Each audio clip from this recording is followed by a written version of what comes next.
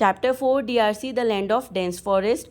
The Democratic Republic of Congo, DRC, is a country located deep in the heart of the African continent.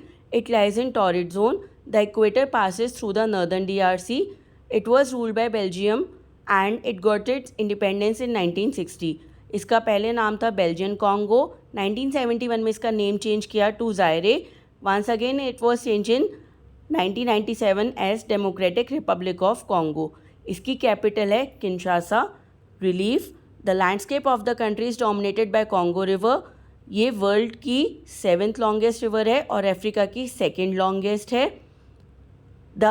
There are high mountains in the eastern edges of the DRC and plateaus in the south and southwest. Climate, being near the equator, the climate in most of the DRC is very hot throughout the year. और rapid evaporation of water की वजह से यहाँ पे high levels of humidity होती है, जिसकी वजह से रेनफॉल भी बहुत ज़्यादा रहता है.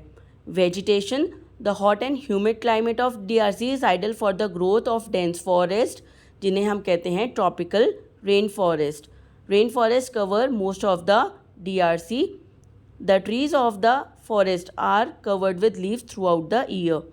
Creepers, climbers and shrubs grow below these canopies.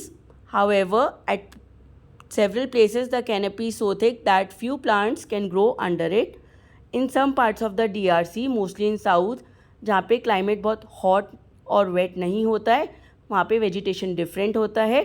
Instead of dense forest there are grasslands with a few scattered trees, जिन्हें हम सवाना कहते हैं. Wildlife, a large variety of wildlife is found in forests and savannas of the DRC, like elephant, buffaloes, gorillas, chimpanzees, baboons, hippopotamus, etc. Crocodiles are found in plenty in rivers.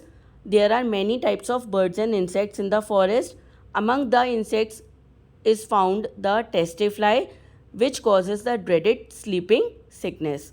Natural resources, DRC में बहुत natural resources होते हैं.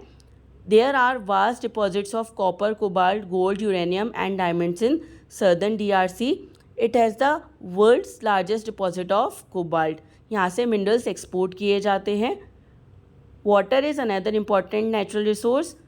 Dams built on the rivers produce electricity. Agriculture, farming बहुत large area में की जाती है forest को clear करके.